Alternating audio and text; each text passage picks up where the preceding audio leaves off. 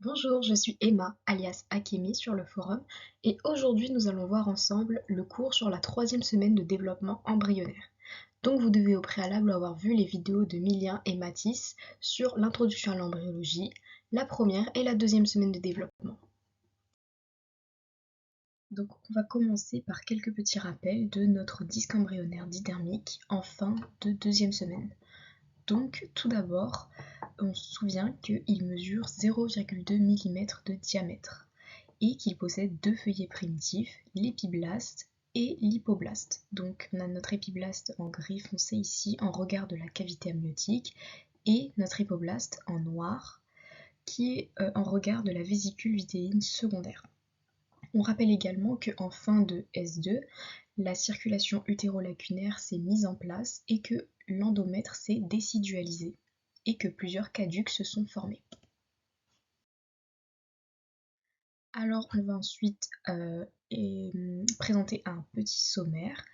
Donc on va voir que lors de la troisième semaine de développement, des diagnostics de grossesse vont être possibles, ce qui n'était pas possible lors des 2 premières semaines. On a également le disque embryonnaire qui va évoluer et passer d'un disque embryonnaire didermique à tridermique grâce au phénomène de gastrulation. On va avoir des structures qui vont se former comme la corde, le mésoblaste intra-embryonnaire qui va évoluer de son côté, ainsi que la neurulation primaire qui est un phénomène qui est induit par la formation de la corde, mais on verra ça plus tard. Et on a également l'évolution des annexes qui auront donc un cours dédié. Alors, lors de la troisième semaine, on va enfin savoir si la femme est enceinte. Donc, on a notre syncytiotrophoblaste qui va sécréter une hormone qui est l'hormone chorionique gonadotrope, donc l'HCG. Celle-ci va permettre le maintien du corps jaune ovarien ainsi que la production d'œstrogène et de progestérone. Alors cette hormone-là va être détectée par différents diagnostics. Donc il y en a des diagnostics biologiques qui sont possibles, le dosage sanguin de β-HCG et urinaire de β-HCG, ainsi que des diagnostics cliniques. Donc on va enfin voir que la femme n'a plus ses règles, donc c'est l'aménorrhée, grâce à la sécrétion de progestérone. Donc pour se souvenir que β-HCG c'est le diagnostic biologique, je dis que bêta c'est un B, donc c'est biologique. Alors que clinique, du coup c'est l'aménorrhée. Donc il ne faut pas confondre, ça peut faire l'objet de pièges.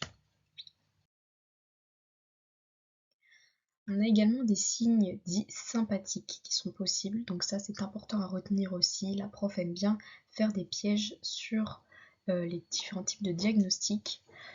On a d'abord les diagnostics qui sont liés à une dose élevée de progestérone, donc une hyperprogestéronémie. On a ça sur le plan digestif, avec des nausées, des vomissements. Sur le plan urinaire, avec des polyuries, donc une urine plus abondante en quantité, et polakiurie, qui est urinée plus souvent. Donc il ne faut pas confondre les deux aussi, c'est important de bien faire la différence. On a aussi des somnolences chez la femme enceinte, et on a également des diagnostics qui sont liés à une dose élevée d'œstrogène cette fois, donc plus de progestérone. Donc hyperœstrogénie, c'est la tension mammaire. Donc moi pour retenir, je disais que œstrogène, il y avait un seul truc, donc c'était que la tension mammaire. Je sais pas, c'est assez compliqué à retenir au début, mais après vous verrez que ça viendra tout seul. Alors après les diagnostics de grossesse, nous allons voir l'évolution du disque embryonnaire. Donc ça va passer par la gastrulation, la mise en place de 3 feuillets primitifs, donc passer d'un disque embryonnaire didermique à tridermique, ensuite la formation et l'évolution de la corde, l'évolution du mésoblaste intra-embryonnaire et la neurulation primaire. Alors, pour commencer, qu'est-ce que la gastrulation? C'est la succession d'événements qui permet la mise en place de 3 feuillets primitifs. Celle-ci se déroule en 3 étapes. Donc le feuillet il devient tridermique. On peut voir ici une coupe longitudinale avec notre épiblaste en violet, l'hypoblaste. On peut voir aussi la cavité amniotique, la vésicule vitéline secondaire. Donc c'est important de retenir que la gastrulation elle se fait en 3 étapes. parce que aussi ça peut faire l'objet de pièges, le nombre d'étapes. Alors, la première étape de la gastrulation, c'est la mise en place de la ligne primitive, qu'on a abrégée en LP dans ce cours. Donc, il faut regarder ce schéma ici et imaginer que c'est une vue de dessus de l'embryon, donc une vue de sa face dorsale. On a ici l'extrémité céphalique embryonnaire, donc crâniale, et extrémité caudale embryonnaire. Alors, la ligne primitive, elle va se former ici. Vous voyez, c'est le trait gris là. Et elle va se former à partir des cellules épiblastiques latérales, donc qui sont sur les côtés, et elles vont se rejoindre sur la partie caudale de la ligne médiane. Donc la ligne médiane, c'est la ligne qui passe au centre de l'embryon. Donc ces cellules épiblastiques vont toutes se rejoindre dans la partie caudale de cette ligne médiane. Dans un sens crânio-caudal, donc ça veut dire qu'elles vont partir de crânial pour aller en caudal. Donc c'est bien important de savoir dans quel sens vont les cellules à chaque fois en embryologie, mais vous verrez qu'au bout d'un moment ce sera vraiment de la logique et c'est important de toujours bien visualiser. Donc on a ici le sens crânio-caudal qui est représenté par ces flèches. Donc la ligne primitive, c'est la traduction morphologique du mouvement de ces cellules. Alors cette mise en place de ligne primitive, elle se déroule à J15. C'est super important les dates aussi pour les QCM parce que la prof elle aime bien piéger sur les dates. Il faut faire attention. Alors deuxième étape de la gastrulation, c'est la formation du nœud primitif qui se déroule un jour après la formation de la ligne primitive.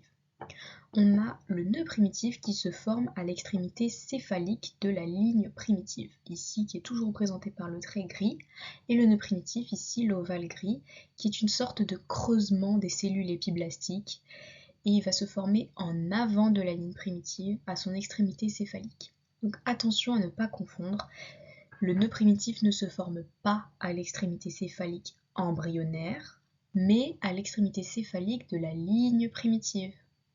Donc ça peut faire l'objet de pièges aussi, il faut faire très attention.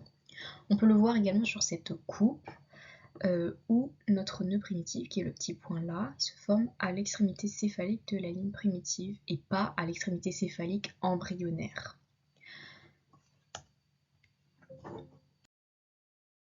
Alors on a la troisième étape de la gastrulation qui est la mise en place des 3 feuillets primitifs. Alors ça vraiment c'est une partie qui est très importante à connaître. Donc on va avoir nos 2 feuillets primitifs, l'épiblaste qui est ici en bleu et l'hypoblaste qui est ici en jaune, qui vont donc devenir 3 feuillets primitifs. Donc c'est plus un disque embryonnaire didermique avec 2 feuillets, c'est un disque embryonnaire tridermique avec 3 feuillets. Donc comme première étape, on a un phénomène de migration. Donc on a les cellules épiblastiques qui vont proliférer, se détacher et migrer en dessous de la ligne primitive, qui est représentée ici par ce petit sillon, sorte de sillon au milieu. Donc les cellules épiblastiques vont migrer sous cette ligne primitive et s'intégrer aux cellules hypoblastiques. Donc le premier feuillet à se former, c'est l'antoblaste. Donc on voit ici que les cellules rouges, ce sont des cellules épiblastiques qui ont migré en dessous pour s'intégrer à l'hypoblaste. Donc elles sont ici. Ça va décaler les cellules hypoblastiques contre les parois de la vésicule vitelline secondaire. Voilà. Donc ça c'est la migration de ces cellules épiblastiques pour former l'antoblaste qui se forme à J16. Alors le deuxième feuillet à se former, c'est le mésoblaste. Donc les cellules épiblastiques vont plonger transversalement entre l'épiblaste en bleu et l'antoblaste qui s'est formé juste avant, en premier, qui est représenté ici en rouge. Donc notre mésoblaste intra-embryonnaire, ce sont les cellules vertes ici. Il faut savoir que celles-ci sont en contact avec le mésenchyme extra-embryonnaire qui n'est pas visible ici, mais on voit bien que ici ce n'est pas fermé, que le mésoblaste il est en contact avec ce qui est à l'extérieur. Alors, il faut aussi savoir que les 3 feuillets du disque embryonnaire tridermique vont se former uniquement grâce aux cellules épiblastiques. Donc, si on dit en QCM que les 3 feuillets se forment uniquement grâce aux cellules hypoblastiques, et ben c'est faux, parce que c'est que l'épiblaste qui va former ces 3 feuillets. Mais ce sera par différents phénomènes. Donc là, on se souvient que l'entoblaste et le mésoblaste, c'est un phénomène de migration, et que le dernier feuillet à se former, ce sera par phénomène de différenciation. Alors là, le 3e feuillet à se former, on se souvient, je viens de le dire, que ce n'est pas migration, mais c'est différenciation. C'est bien important à retenir, parce que c'est super piégeux. Alors ces cellules épiblastiques ne vont pas migrer, elles vont se différencier pour devenir l'ectoblaste. Donc là, vous voyez que c'est plus épiblaste, c'est ectoblaste en bleu. Donc l'entoblaste et mésoblaste, c'est migration, et ectoblaste, le 3e feuillet à se former, c'est différenciation. Alors attention, parce que le mésenchyme et le mésoblaste, ils ont un point commun, mais une différence aussi. Donc leur point commun, c'est qu'ils ont la même origine embryologique, mais la différence, c'est qu'ils ont un niveau de condensation différent. Donc le mésenchyme, c'est un tissu de structure lâche, alors que le mésoblaste, c'est un tissu de structure condensée. Donc moi, pour retenir, je disais que mésenchyme, il y a CH, donc c'est lâche CH. Voilà, c'est un petit mémo, mais parce que c'est très important à retenir. Alors il y a des exceptions, c'est que le feuillet mésoblastique possède des particularités, sinon ce serait pas drôle. Il y a 2 régions sur la ligne médiane où le disque embryonnaire reste didermique, donc ce n'est pas tridermique avec les nouveaux feuillets qu'on vient de voir, ectoblaste, mésoblaste et entoblaste, non, c'est toujours didermique avec épiblaste et hypoblaste qui restent accolés car ces régions sont dépourvues de mésoblaste. On le voit bien ici que l'épiblaste et l'hypoblaste restent bien accolés. C'est le cas de la membrane pharyngienne qui est donc dans la partie céphalique du disque embryonnaire. Donc là on a la partie céphalique et là on a plutôt la partie caudale. Donc cette membrane pharyngienne donnera les orifices buccaux. Donc c'est logique parce que pharyngienne ça fait penser à pharynx et le pharynx ça va pas être dans la partie caudale de l'embryon. Et on a la membrane caudale ou cloacale qui est dans la partie caudale du disque embryonnaire. C'est dans le nom. Et celle-ci constituera plutôt les orifices urogénitaux. Donc ça c'est important de bien faire la différence parce que on aime bien piéger là-dessus et la prof aussi. Donc c'est important de bien retenir et de toujours visualiser quand on a un schéma de quel côté est la partie céphalique et de quel côté est la partie caudale. Alors d'autres particularités du feuillet mésoblastique, c'est qu'il y a une partie des cellules du mésoblaste intra-embryonnaire qui va migrer en avant de la membrane pharyngienne pour former la zone cardiogène. Donc c'est une zone qui est pourvue de mésoblastes. Donc il y a du mésoblaste au niveau de la zone cardiogène, puisque ce sont des cellules du mésoblaste qui migrent pour former celle-ci. Mais ça vous le verrez plus en détail dans le cours sur la formation du cœur avec Milien. Alors, il y a aussi la partie axiale du disque embryonnaire qui est dans un premier temps dépourvue de mésoblastes intra-embryonnaires. Cette partie sera le lieu de développement d'un autre processus embryologique très important, la corde. Donc, on peut la voir ici, mais je vais expliquer un petit peu après en détail la formation de la corde. Mais il faut retenir que la zone cardiogène, il y a du mésoblaste, alors que la corde, c'est une zone qui est dépourvue de mésoblaste. Alors petit QCM pour voir si vous avez bien compris cette première partie du cours. Donc si vous voulez essayer de le faire de votre côté, ce que je vous conseille, faites pause maintenant et essayez de le faire parce que je vais directement donner la correction. À propos de la 3e semaine de développement embryonnaire, indiquez là les propositions exactes.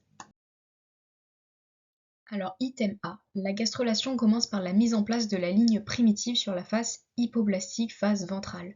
C'est faux parce que la mise en place de la ligne primitive, elle se fait sur la face épiblastique ou la face dorsale. En QCM, il faut essayer de se souvenir des schémas des parties du cours. Là, on se souvient que la ligne primitive, c'est un schéma de vue du dessus de l'embryon, donc de sa face dorsale, donc épiblastique. Item B, l'entoblaste est formé par migration des cellules épiblastiques qui s'intègrent aux cellules hypoblastique, les repoussant vers les parois latérales de la vésicule vitelline secondaire. C'est un item qui est assez long, mais c'est vrai. Il faut faire attention, dans les items longs, souvent, il peut y avoir juste un petit mot qu'on n'a pas remarqué qui fait que l'item devient faux. Item C, l'ectoblaste est formé par phénomène de différenciation de l'entoblaste. Alors ça c'est faux, l'ectoblaste il est formé par phénomène de différenciation de l'épiblaste. Parce que l'entoblaste, juste il se forme par migration des cellules épiblastiques, donc il n'a rien à faire ici le mot entoblaste. Item D, la formation du nœud primitif se forme à l'extrémité céphalique de la ligne primitive. C'est bien vrai. C'est à l'extrémité céphalique de la ligne primitive et pas à l'extrémité céphalique embryonnaire. On se souvient, je l'ai répété 6 fois. Alors QCM2, toujours pareil, si vous voulez le faire de votre côté pour que je donne la correction ensuite, faites pause maintenant. À propos de la 3e semaine de développement embryonnaire, indiquez là où les propositions exactes. Alors, 2 régions sur la ligne latérale restent didermiques, la membrane pharyngienne et la membrane cloacale. Alors c'est faux, 2 régions sur la ligne médiane restent didermiques, c'est pas latérale. Item B, la zone cardiogène est dépourvue de mésoblastes. C'est faux, car la zone cardiogène est pourvue de mésoblastes. On se souvient que c'est bien du mésoblaste qui va migrer en avant de la membrane pharyngienne pour créer cette zone cardiogène. Item C, la membrane cloacale donnera les orifices urogénitaux. C'est bien vrai. On se souvient que la membrane pharyngienne donnera les orifices buccaux et la membrane cloacale ou caudale donnera les orifices urogénitaux. Item D, le mésoblaste est une structure de type lâche. C'est faux. C'est le mésenchyme qui est une structure de type lâche, alors que le mésoblaste est une structure de type condensé. On se souvient de mon mémo avec mésenchyme, lâche, CH dans les deux. Alors ensuite, petite question ouverte pour vous faire réfléchir un petit peu. Donc, quels sont les 2 feuillets présents sur notre disque didermique initialement? C'est bien l'épiblaste et l'hypoblaste. Rappelez les 3 étapes de la gastrulation. On a tout d'abord la mise en place de la ligne primitive à J15, la formation du nœud primitif à J16 et la mise en place des 3 feuillets par les 2 phénomènes à J16. Donnez la différence et le point commun entre le mésenchyme et le mésoblaste. Donc, je viens de le dire, leur niveau de condensation il est différent, mésenchyme lâche, mésoblaste condensé, mais ils ont la même origine embryonnaire. Rappelez les 2 phénomènes de la gastrulation et à quel feuillet chacun s'applique. La migration qui s'applique à l'entoblaste et le mésoblaste, et la différenciation qui donne l'ectoblaste. Et tout ça à partir d'un seul feuillet qui est l'épiblaste. Alors maintenant, on va voir la formation et l'évolution de la corde. Donc celle-ci se déroule en 4 étapes, de J17 à J19. Donc attention, les pièges sont faciles pour ça. Il faut bien connaître le nombre d'étapes pour chaque processus. Par exemple, pour la gastrulation et la mise en place des 3 feuillets, c'était en 3 étapes. Et là, c'est 4 étapes pour la corde. Donc, il faut se souvenir que ça fait processus cordal, canal cordal, plaque cordale et corde. Donc c'est logique que corde soit à la fin parce que c'est la corde qui se forme. Donc d'abord je disais que ça fait PCPC et ensuite j'ai trouvé un autre mémo que j'ai bien aimé, c'était processus, c'est pro, K, plat, chaud. Pro, K, plat, chaud, voilà. Alors première étape, formation du processus cordal qui se déroule donc à J17. On a les cellules épiblastiques ici qui vont proliférer à partir du nœud primitif en doigt de gant sous la forme d'un cordon plein. Qu'est-ce que ça veut dire ça? Eh bien, on a au niveau du nœud primitif, il restait des cellules épiblastiques. Et celles-ci vont proliférer en dessous de la surface ectoblastique, ici représentée sous la flèche, c'est leur mouvement, en direction céphalique. Donc là, il faut essayer de s'imaginer que là, on a la partie céphalique de l'embryon et là, la partie caudale. On avait bien la ligne primitive ici et le nœud primitif à l'extrémité céphalique de la ligne primitive qui va du coup donner des cellules épiblastiques qui vont aller faire le processus cordal ici. Donc en doigt de gant sous la forme d'un cordon plein, il faut juste imaginer que c'est une structure qui n'est pas creuse, c'est vraiment un cordon qui est plein. Voilà, c'est tout. Ça va former le processus cordal. Donc ici, il faut aussi se souvenir que la corde, elle est dépourvue de mésoblastes. Ça veut dire que là, le processus, il va se faire, mais il n'y aura pas de mésoblastes à cet endroit-là. Donc on voit bien les structures que l'on a vues avant. Ici en bleu, l'ectoblaste nouvellement formé, en vert, le mésoblaste, et en jaune, ici, l'antoblaste. Alors, deuxième étape, la formation du canal cordal. Donc, le processus cordal, qui est ici, il va se creuser pour devenir une structure tubulaire, le canal cordal. Donc, ça veut dire qu'il n'est plus plein, ce cordon. Il va devenir tubulaire, donc faire un tube, devenir un canal. On se dit qu'un canal, c'est creux. Donc, cette deuxième étape, c'est que juste cette structure nouvellement fermée, elle va devenir creuse. On voit bien ici que c'est blanc à l'intérieur, donc c'est creux. Donc sa localisation, c'est quoi? C'est juste la même que le processus cordal, c'est-à-dire au niveau de la ligne médiane, sous l'ectoblaste qui est ici en gris foncé, et au-dessus de l'antoblaste qui est représenté ici par ces carrés blancs, les petites cellules blanches là, c'est l'antoblaste. Et celle-ci provient du nœud primitif, donc ça a la même origine que le processus cordal. Ici le nœud primitif qui était là, la ligne primitive ici, et là l'extrémité céphalique embryonnaire, et celle-là l'extrémité caudale embryonnaire. On peut aussi le voir ici sur cette coupe transversale, donc on imagine qu'on a pris ce schéma, on l'a coupé en plein milieu ici, pour voir comme ça, on tourne, on voit de côté, on voit que le canal cordal ici, le petit point blanc, ça veut dire que c'est creux, donc c'est bien devenu le canal cordal, que c'est plus comme avant une structure qui est complètement pleine. Alors, troisième étape, la formation de la plaque cordale. Donc ça, c'est une étape qui est un petit peu difficile à visualiser au début, mais on va voir ensemble les schémas pour que ce soit plus clair pour tout le monde.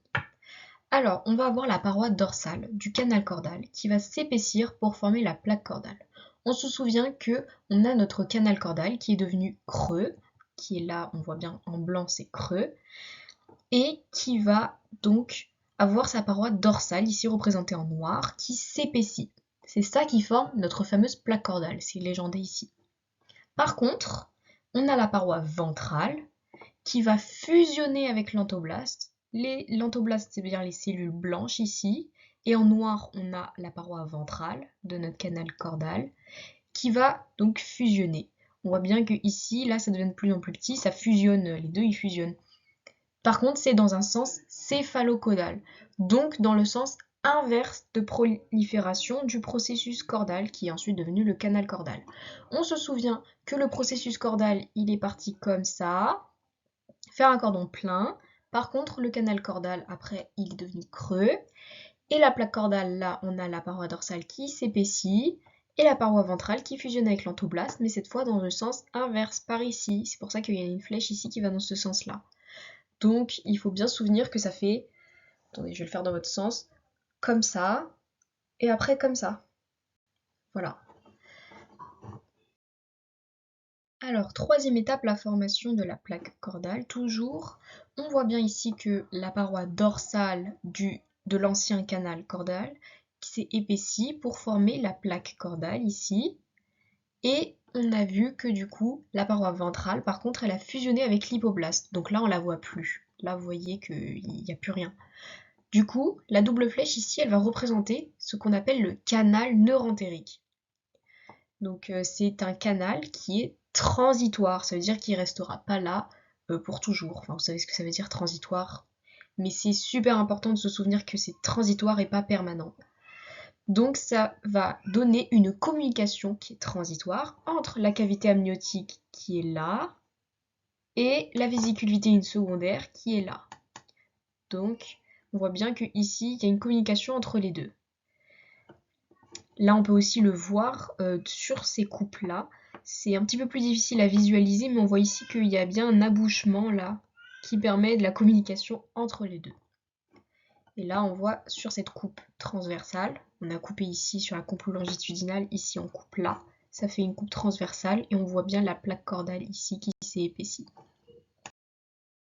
Alors, quatrième étape, on y arrive enfin à la formation de la corde.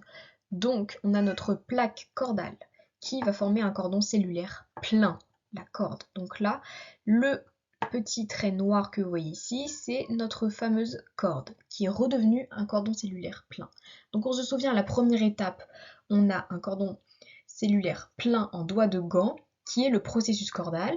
Ensuite, on a le canal cordal qui devient une structure tubulaire.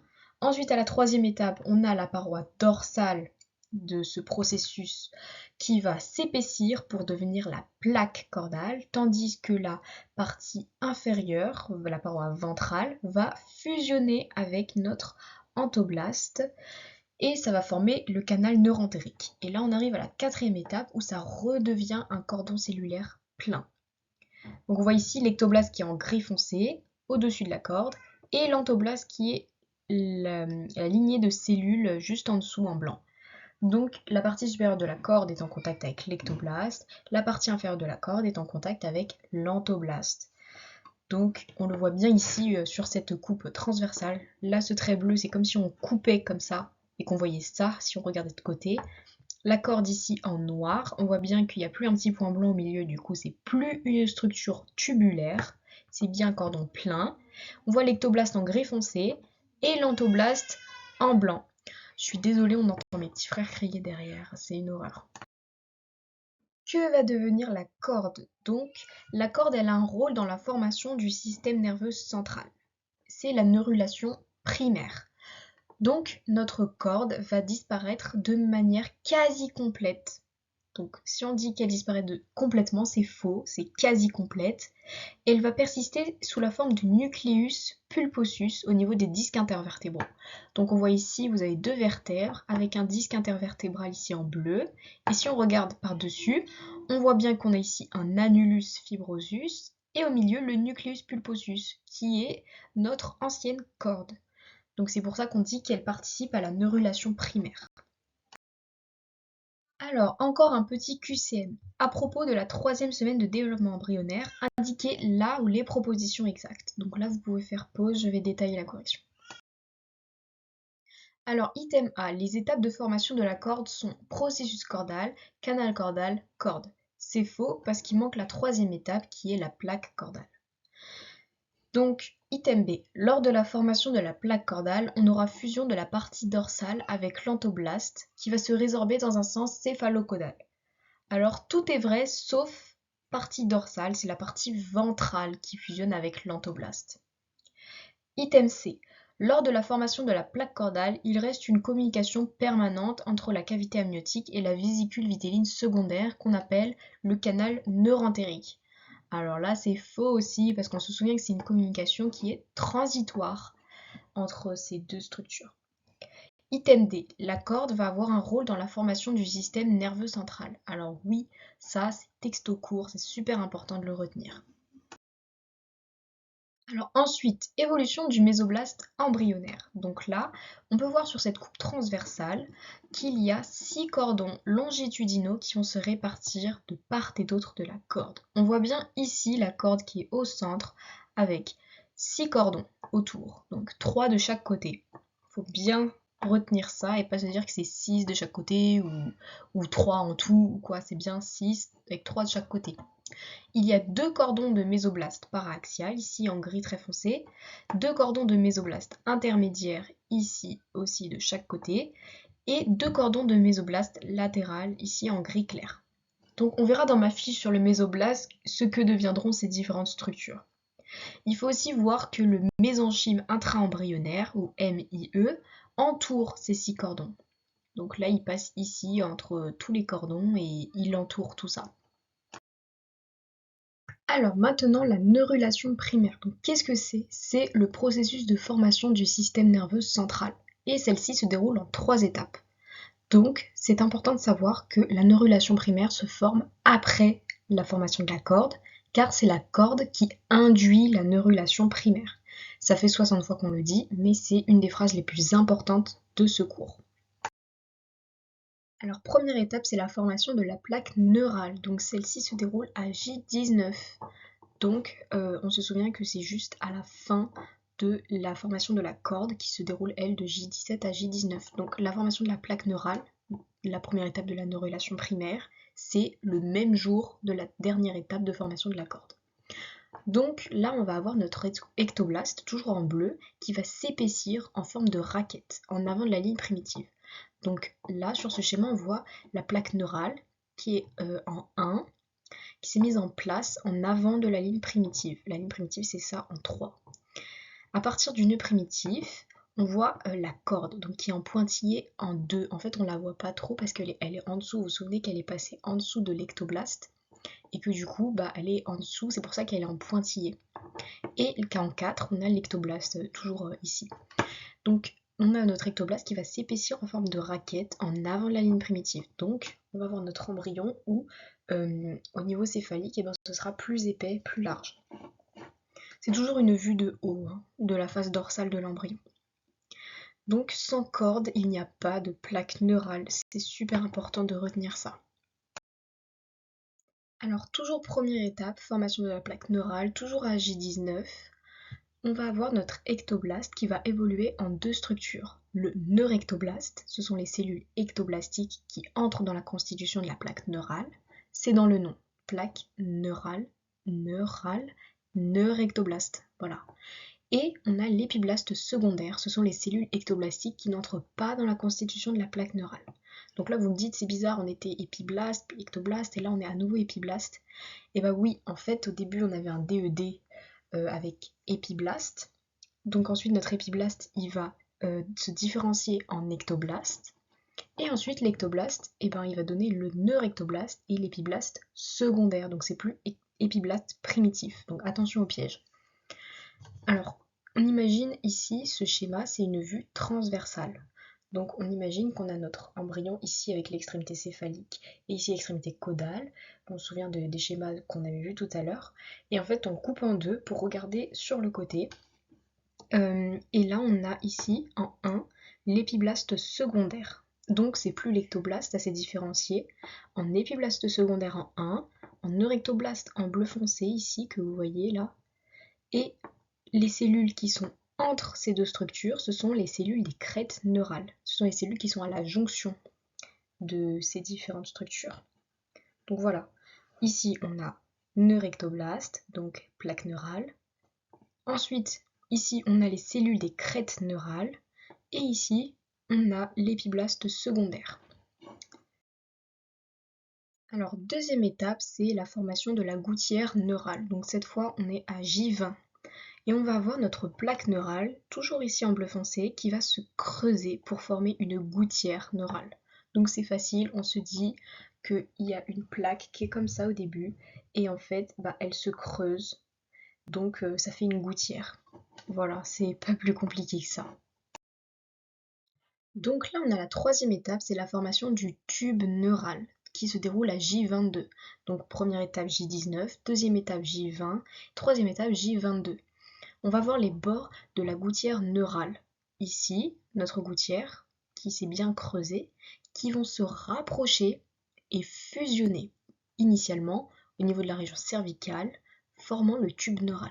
Donc ici, on voit qu'il y a le tube neural qui se rapproche, en fait, et là où les cellules des crêtes neurales se rapprochent, ça va fusionner. Et ensuite, elles migreront, vous verrez ça plus tard. Mais on se focalise pas sur ça d'abord, juste on imagine que la gouttière neurale se plie et qu'au niveau des cellules des crêtes neurales, c'est là que ça va fusionner. Donc là, on va avoir un vrai tube neural qui se forme. Et en fait, il faut imaginer qu'il va y avoir un neuropore antérieur à l'extrémité céphalique embryonnaire qui va se fermer à J24 et J25, alors que le postérieur, il se ferme après à J26, J28. Donc ça, c'est facile à retenir et ça tombe souvent en QCM. Postérieur, c'est après, post. Voilà. Alors, petit récap neurulation, justement avec des petits schémas. On peut voir ici le neuropore antérieur qui va se fermer à J24, J25, on le rappelle. Et ensuite, le neuropore postérieur qui se ferme à J26, J28. Pareil ici, J29, on a la formation de la plaque neurale avec, du coup, quand ça s'épaissit en forme de raquette. Ensuite, on voit ici les gouttières qui se rapprochent. Enfin, là, on a les cellules des crêtes neurales qui vont fusionner. Et ensuite, on va avoir ici le neuropore antérieur qui va se fermer avant le neuropore postérieur. Donc ça, c'est les étapes que j'ai rappelées ici.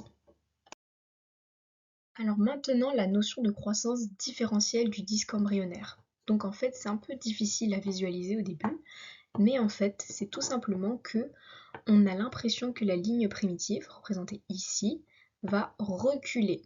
Mais ce n'est pas un vrai recul dans l'absolu, c'est un recul relatif, ou alors elle semble reculer.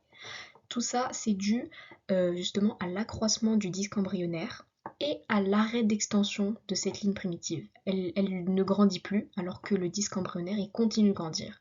Du coup, on a l'impression que la ligne primitive recule, mais c'est juste une impression, c'est pas un vrai recul. Donc en QCM, si on vous dit qu'elle recule à proprement parler, c'est faux. On dira qu'elle recule relativement ou qu'elle semble reculer tout simplement. Alors maintenant, on va voir l'évolution des annexes. Donc je rappelle que les annexes, c'est un cours que vous verrez sur la fin du programme en embryologie. Mais là, on va se concentrer seulement sur les annexes qui apparaissent lors de la 3e semaine de développement. Donc on en a 3 à étudier dans ce cours. Tout d'abord, on a l'allantoïde qui apparaît à J16. C'est le premier. Donc l'allantoïde, c'est un bourgeon creux qui résulte de l'extrusion d'une partie de la paroi de l'antoblaste en localisation extra-embryonnaire. Donc on peut voir ici qu'on a un creux qui se forme dans la paroi de l'antoblaste. Ici l'antoblaste est représenté par ces cellules blanches avec un petit point noir dedans et on voit que ça se creuse dans la portion caudale du disque embryonnaire. Donc là on a notre membrane cloacale, on rappelle qu'elle est en caudale du DE, donc que l'allantoïde se développe en regard de cette portion caudale. Cet allantoïde, c'est un élément constitutif du pédicule embryonnaire. Donc là, on a du mal un petit peu à voir, mais si l'allantoïde n'existait pas, et ben les cellules elles auraient juste continué comme ça en fait. Il n'y aurait pas eu de creux. Alors le deuxième contingent à se former dans les annexes de la 3e semaine, c'est les gonocytes primordiaux. Alors, ce sont des cellules germinales à l'origine des spermatogonies et des ovogonies. Celles-ci sont d'origine épiblastique et apparaissent à J18, donc 2 jours après la formation de l'allantoïde.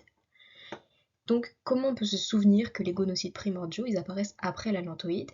Eh bien, il faut juste regarder ce schéma. On voit que l'allantoïde, il s'est déjà creusé et qu'ensuite, on a des petits gonocytes primordiaux représentés par ces points bleus qui vont apparaître toujours au niveau de la paroi caudale de la vésicule vitelline secondaire à côté de l'allantoïde. Et il faut savoir aussi que ces gonocytes primordiaux, ils migreront en intra-embryonnaire à la 4e semaine de développement embryonnaire. Donc, ils restent pas longtemps, mais il ne faut pas confondre et dire qu'ils migreront au 4e mois, c'est bien 4e semaine. Toujours au niveau des annexes, il va y avoir la formation des îlots angioformateurs de Wolf et Pender. Donc, la 3e semaine est marquée par la mise en place du système vasculaire extra-embryonnaire avec la formation de ces fameux îlots que vous reverrez en détail lors du cours sur la circulation primitive chez l'embryon dans la fiche de Millien. Donc, ces fameux îlots, ils apparaissent au sein du MEE, au niveau de la lame choriale, du pédicule embryonnaire et de la lame vitelline. Mais attention, on n'en trouve pas au niveau de la lame amniotique. Là, c'est pour ça qu'il y a une petite croix ici. Donc ça, c'est un piège récurrent. Vous allez avoir en QCM des listes de où est-ce qu'on trouve ces îlots angioformateurs. Et il faut bien voir qu'il n'y ait pas écrit lame amniotique, sinon il faut compter faux. Donc, il faut faire super attention à bien lire. Maintenant, on va voir les anomalies du développement lors de la 3e semaine. Promis, c'est bientôt terminé. Tenez bon. Là, on va voir des anomalies qui sont liées à la corde. Donc, ce sont des anomalies du processus d'évolution de la corde qui vont être à l'origine d'anomalies de la formation du système nerveux central. Alors maintenant, on va voir les anomalies qui sont liées au tube neural. Donc attention à ne pas confondre les différents types d'anomalies qu'il y a. Là, si en QCM on vous dit les anomalies liées au tube neural produisent des anomalies du système nerveux central, c'est faux parce que les anomalies du système nerveux central sont liées à un défaut de la corde. Alors que là, les anomalies du tube neural, ça peut conduire à une anencéphalie ou à une spina bifida. Donc là, on se rappelle que nos neuropores, ils vont se fermer. antérieur à J24, J25 et le postérieur à J26, J28. Donc lorsque le neuropore antérieur, donc à l'extrémité céphalique, ne se ferme pas, ça donne une anencéphalie. Donc ça donne un enfant qui n'a pas de cerveau. Par contre, la non-fermeture du neuropore postérieur, donc à l'extrémité caudale de l'embryon, ça peut conduire à une spina bifida, qu'on peut voir ici sur ce bébé. Donc maintenant, on va voir les anomalies qui sont liées à la ligne primitive. Donc cette ligne primitive va régresser et persister que sous la forme de reliquats embryologiques. Et ceux-ci sont à l'origine des tératomes sacrococcygiens, qui sont des tumeurs le plus souvent bénignes, survenant majoritairement chez le fœtus de sexe féminin et pouvant conduire à des tissus issus des 3 feuillets embryonnaires. Donc ça aussi en QCM, on peut vous faire le piège en disant que ça survient majoritairement chez les fœtus de sexe masculin, alors que c'est féminin.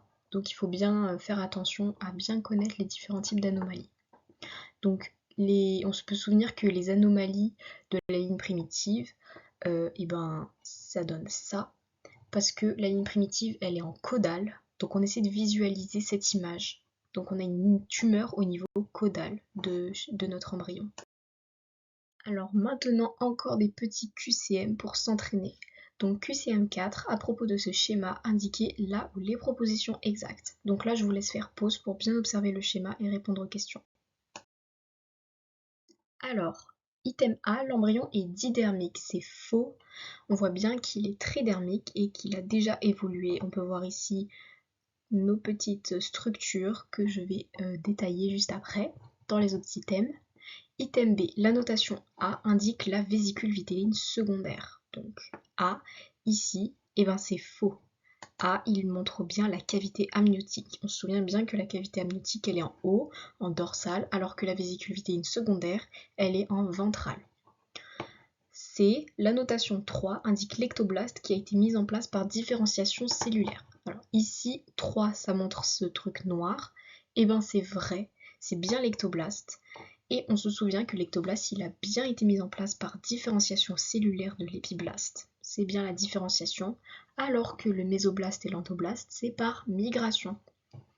Item D, la notation 2 correspond à l'entoblaste qui est situé au niveau du plafond de la cavité amniotique. Alors la première partie de l'item est juste, la notation 2 c'est bien l'entoblaste qu'on voit ici par ces cellules blanches, mais c'est situé au niveau du plafond de la vésicule vitéline secondaire. Donc c'est bien inversé avec l'item B du coup. On se souvient bien que la VV2 elle est ici alors que la cavité amniotique elle est là. QCM5 à propos de la 3e semaine de développement embryonnaire, indiquez là où les propositions exactes. Donc là je vous laisse toujours faire pause pour réfléchir. Alors item A, les cellules de l'épiblaste secondaire rentrent dans la constitution de la plaque neurale. C'est faux, c'est le neurectoblaste qui rentre dans la constitution de la plaque neurale. On se souvient que c'est dans le nom, plaque neurale, neurectoblaste. Lui, l'épiblaste secondaire, il va évoluer dans d'autres structures, mais vous le verrez sur le cours qui lui est dédié. Item B, lors de la formation de la plaque neurale, l'ectoblaste va s'épaissir en forme de raquette en arrière de la ligne primitive. Ça aussi c'est faux, parce que l'ectoblaste il va s'épaissir en avant de la ligne primitive. On se souvient bien que du coup notre disque embryonnaire, il va avoir la ligne primitive qui est à l'extrémité caudale. Donc l'ectoblaste ne peut pas s'épaissir en arrière de celle-ci, il reste de la place que devant entre guillemets, donc ça s'épaissit en raquette encéphalique et pas en arrière de la ligne primitive. Item C, l'allantoïde se développe en extra-embryonnaire à J16. Ça c'est vrai, donc il faut bien connaître les dates en embryologie, c'est très important. J'essaierai de vous faire des frises chronologiques pour les cours où il y a beaucoup de dates, où c'est difficile de retenir. Item D, à J18, les gonocytes primordiaux se trouvent en extra-embryonnaire et migreront en intra-embryonnaire lors de la 4e semaine. Ça aussi c'est vrai. On se souvient bien que les gonocytes primordiaux, ils apparaissent 2 jours après la formation de l'allantoïde. On se souvient du schéma avec les petits points bleus autour. Et c'est bien en extra-embryonnaire. Et oui, ils migreront en intra-embryonnaire lors de la 4e semaine et pas lors du 4e mois. Lors de la 3e semaine de développement embryonnaire, indiquez la ou les propositions exactes. Alors, item A, il y a les îlots angioformateurs de Wolff et Pander au niveau de la lame vitelline. C'est vrai, c'est au niveau de la lame amniotique qu'il n'y en a pas. Item B, le neuropore antérieur se ferme à J26, J28. C'est bien évidemment faux, c'est le neuropore postérieur qui se ferme à J26, J28, alors que le neuropore antérieur se ferme à J24, J25. Item C, lors de la formation de la plaque neurale, l'extrémité la plus large sera en caudale. C'est faux, on se souvient aussi de notre schéma de raquette, où la plaque neurale elle s'épaissit en céphalique, en avant de la ligne primitive, pas en caudale. Item D, les tératomes sacro-coccygiens sont des anomalies de la corde. C'est faux, les tératomes sacro-coccygiens sont des anomalies de la ligne primitive et non pas de la corde. La corde, ça donne des anomalies du système nerveux central. Dernier petit entraînement, un récap à compléter à propos des événements marquants de la 3e semaine. Donc là, je vous laisse faire pause et essayer de trouver les mots pour mobiliser vos connaissances. Et ensuite, vous aurez la diapo complète avec la correction. Alors, révélation de l'aménorrhée maternelle avec les diagnostics cliniques et biologiques de grossesse qui deviennent possibles. Donc oui, du coup, à la 3e semaine, la femme se rend compte qu'elle n'a plus ses règles et que du coup, elle est enceinte et il va être possible de réaliser des diagnostics cliniques et biologiques. On se souvient bien que les diagnostics cliniques, c'est la révélation de l'aménorrhée par sécrétion de progestérone, alors que les diagnostics biologiques, c'est bien la détection de la fraction bêta de la bêta-HCG dans les analyses sanguines et urinaires. On a le passage d'un disque embryonnaire didermique de 0,2 mm de diamètre à un disque embryonnaire tridermique de 2 à 3 mm de diamètre. Alors oui, c'est bien texto court, il faut bien retenir, on passe lors de la 3e semaine d'un DED à un DET. On a la mise en place de 3 feuillets primitifs, l'ectoblaste, le mésoblaste et l'antoblaste. Et tout cela sont d'origine épiblastique. On se souvient que c'est par phénomène de migration pour le mésoblaste et l'antoblaste en premier, mésoblaste en deuxième, et l'ectoblaste se forme par différenciation cellulaire. La corde se met en place et elle est aussi d'origine épiblastique. On se souvient bien que la corde va se former à partir du nœud primitif, le nœud primitif qui est sur la face épiblastique. L'organisation du mésoblaste intra-embryonnaire de part et d'autre de la corde en mésoblaste para-axial, intermédiaire et latéral. Oui, on se souvient des 6 cordons longitudinaux qui sont de chaque côté de la corde, avec 3 de chaque côté. La corde est inductrice de la formation de la plaque neurale et donc de la neurulation primaire. Oui, ça c'est très important, on le répète tout le temps, mais c'est important, sans corde, il n'y a pas de plaque neurale, donc pas de neurulation primaire. Les cellules des crêtes neurales sont à la jonction entre les bords de la gouttière neurale et l'épiblaste secondaire. Oui, on se souvient de notre petit schéma comme ça, où on a du coup les cellules des crêtes neurales qui sont entre les cellules de la gouttière neurale au milieu et l'épiblaste secondaire qui est sur le côté. Et du coup, entre les deux, on a les cellules des crêtes neurales. Et c'est terminé pour aujourd'hui, j'espère que ce cours vous aura plu et que mes explications ont été assez claires. Dans tous les cas, je reste à votre disposition si vous avez la moindre question. N'hésitez pas à aller sur le forum pour nous les poser, on y répondra avec grand plaisir. Donc là, c'est le clap de fin de l'embryo pour la TUT rentrée. J'espère de tout cœur que cette TUT rentrée se passe bien pour vous et que les matières vous plaisent. En tout cas, on vous fait de gros bisous et on vous souhaite beaucoup de courage parce qu'on sait que c'est pas facile. Mais on est là pour vous et pour vous aider. Donc, bisous, à très vite.